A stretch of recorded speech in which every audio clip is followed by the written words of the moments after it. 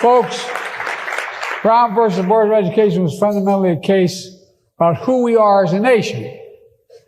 We're the only country in the world founded on an idea. An idea. Every other country is based on geography, religion, ethnicity. But we're based on an idea. A sacred proposition rooted in Scripture and enshrined in our Declaration of Independence, carved into our hearts. We hold these truths to be self-evident, that all men and women are created equal and deserve to be treated equally throughout their lives. Our Constitution has helped ensure that while we never fully lived up to that idea, we've never walked away from it either. Our Constitution guarantees a set of basic rights to every single American and sets up institutions to safeguard those rights. Next year, we'll celebrate 250 years since the signing of the Declaration of Independence. But all that soaring rhetoric are just words on pages if we, the people, don't uphold them. The lawyers and judges, all of you in this room, are the first and the last line of defense doing just that. I mean it. An informed and engaged bar willing to fight for and take risks to protect our basic rights. A bench prepared to recognize those rights and rule consistent with the Constitution. Our courts are meant to be a valid check on the excesses of other branches of government, especially when Congress and our executive overreach and run afoul of our constitutional and institutional safeguards, as they are doing now.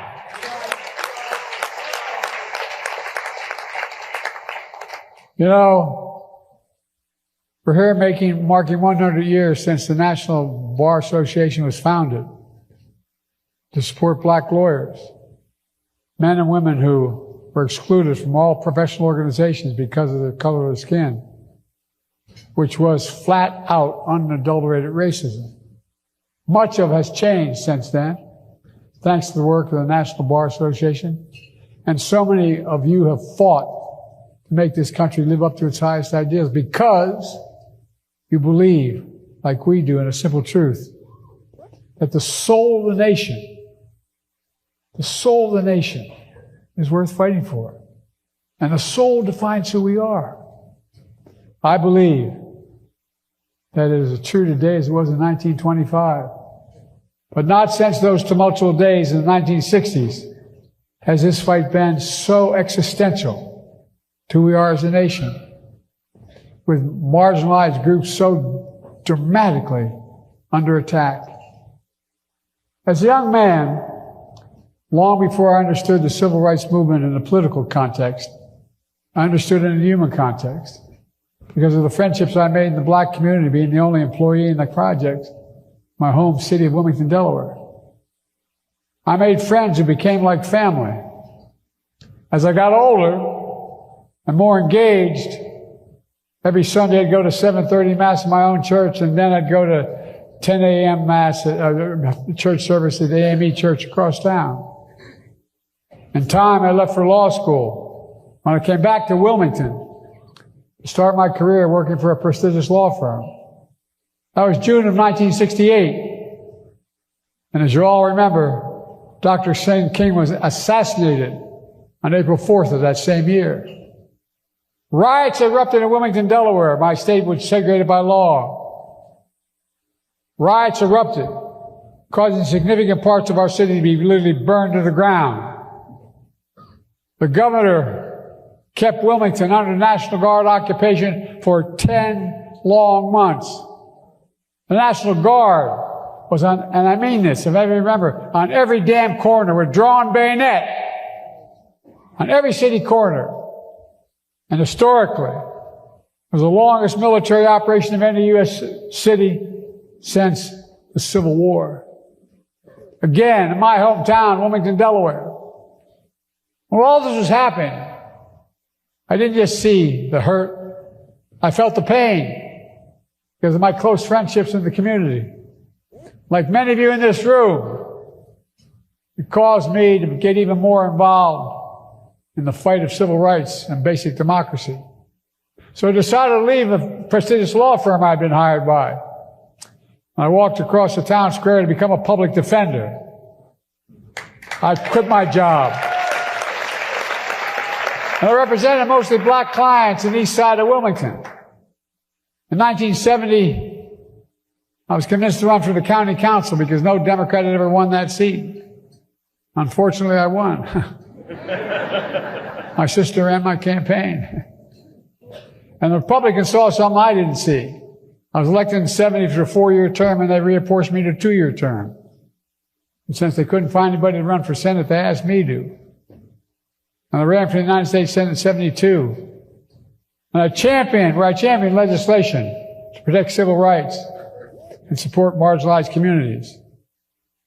I was then proud to serve as vice president to our first black president, Barack Obama. And I was proud to ask Kamala Harris to run with me, be the first black woman to serve as vice president of the United States. It was important. As president, I made the cause of civil rights and equality the foundation of everything I did. For example, I promised to have an administration that looked like America and appoint a bench that looked like America. And I kept my promise. I appointed the most demographically diverse slate of judges ever in the history of the United States of America. On top of that list, one of the brightest lawyers I've ever met, Ketanji Brown Jackson, the first black woman on the United States Supreme Court. Justice Jackson, as you witnessed earlier this week, has proven herself to have the wisdom and the character that I saw in her when I nominated her. I appointed 13 black women to the courts of appeals of the United States federal courts. More than every other president in American history combined. And there are other historic firsts as well for Hispanic Americans, Asian Americans, Muslim Americans. And by the way, I didn't just appoint Ivy League judges. I appointed many HBCU graduates.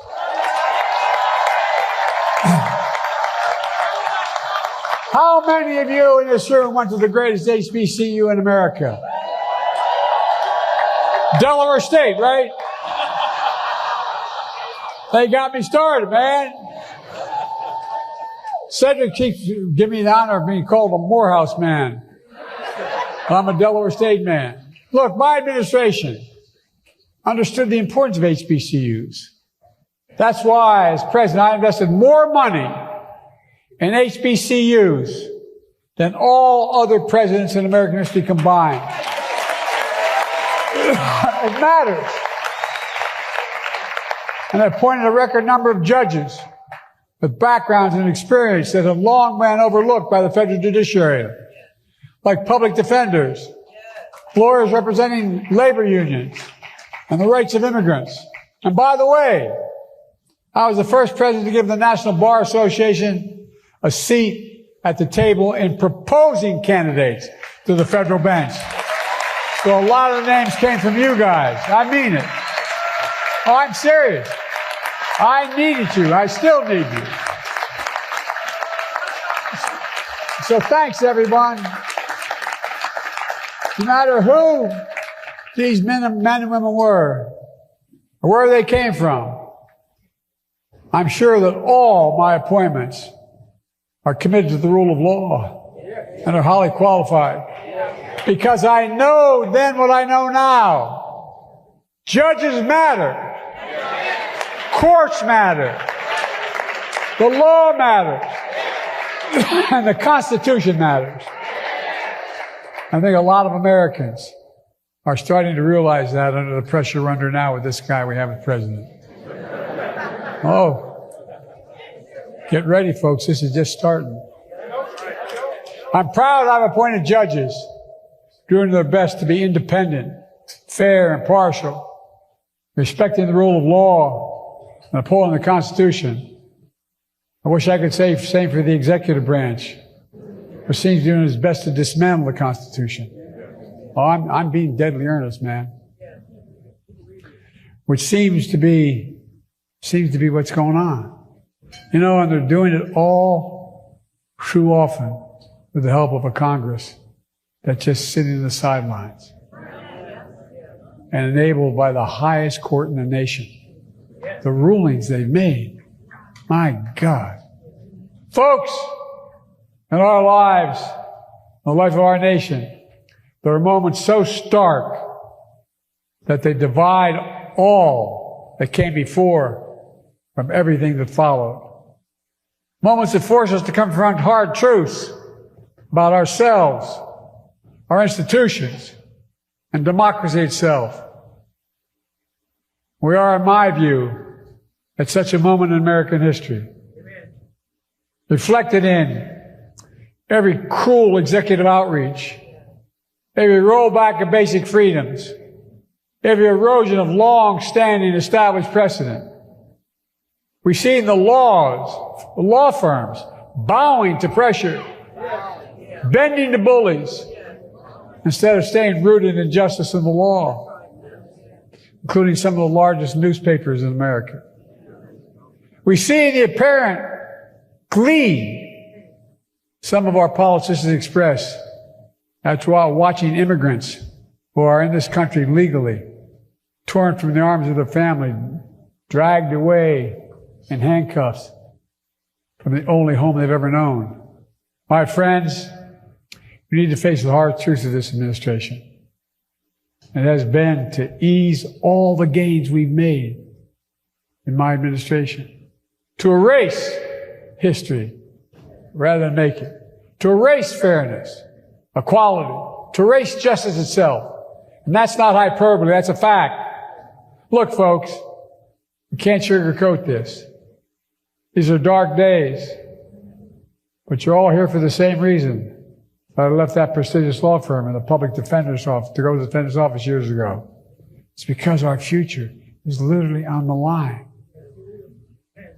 We must be unapologetic of fighting for the future. To paraphrase Frederick Douglass, there is no progress without struggle. And I would add, there is no progress without courage. None. The height of the civil rights movement, when Dr. King and Rosa Parks and John Lewis and other giants in our history needed a lawyer for their fight for freedom, they called on a guy named Fred Gray, who's here tonight. Fred, I don't know where you are, but stand up, man.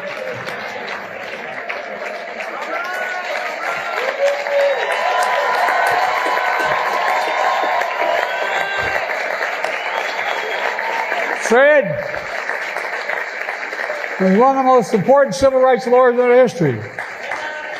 Fred's legal brilliance to segregated schools secured the right to vote for so many. I was honored to invite Fred to the White House and bestow on him the nation's highest honor, the President's Medal of Freedom. Folks, as a reminder that American history from its start has been a constant push and pull. It's a battle that's never over. As my late friend John Lewis used to say, democracy is a state, not an act. Let's remember that in America, the power belongs to the people. And the way to show that power is by voting. We need everybody to vote. We need everyone to count. So let's reach out to family and friends and neighbors. Let's help them register to vote. And let's remind them, without voting, nothing is possible. With voting, everything's possible. Folks, let me close with this. When President Johnson signed the Civil Rights Act of 1964, he said the following: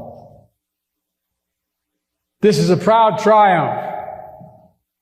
Yet those who founded our country knew that freedom would be secure only if each generation fought to renew and embrace its meaning. It's literal. I taught con law for 10 years in law school. I'd always say that. Every generation has an obligation to defend it. But I never, even though I was a sitting senator at the time, believed we'd get to this point. So let me say directly to the young lawyers in this room, it's time for you to renew the enlarge this meaning. It's time for you to lead the fight. It is. As you close the chapter on the National Bar's first 100 years and chart a course for the next century, it's not enough to honor the heroes that came before us. We need new heroes now. No, we do. We need you to follow in their footsteps. When I was elected, I have the dubious distinction of being elected the youngest senator in American history and the oldest president in American history.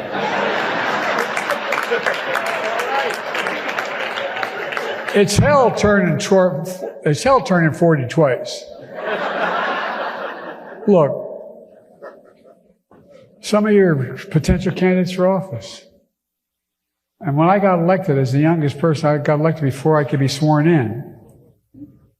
Everybody, and I beat a really very popular guy. Nixon won my state with 60% of the vote. I won by a rousing 3,200 votes. And they'd say, "What's your secret?" What was the secret? There always had to be some secret. And I always told them the same thing, and I mean it from the bottom of my heart. Same thing. You got to know what's worth losing an election over. What are you willing to stand for? What are you willing to fight for? So let me tell you what that means. To all of you here tonight, those just starting out your careers, and those who've been fighting a good fight all your lives. It means take the client who can't write a big check, but needs protecting the basic fundamental rights. It means sign on to that brief that may draw the ire of people in power, but you know it's the right thing to do. It means standing firm against unconstitutional actions designed to intimidate you. It means write the article, give the speech, lead the protest, defend the ideas your country is founded on to protect our institutions, to fight for the soul of the nation.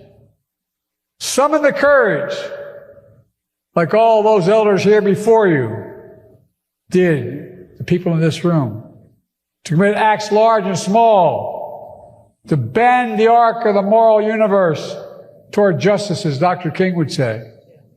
Needs a lot of bending, folks. There's been nothing in the course of our country's history that we haven't been able to accomplish when we stood together. We set our minds to it.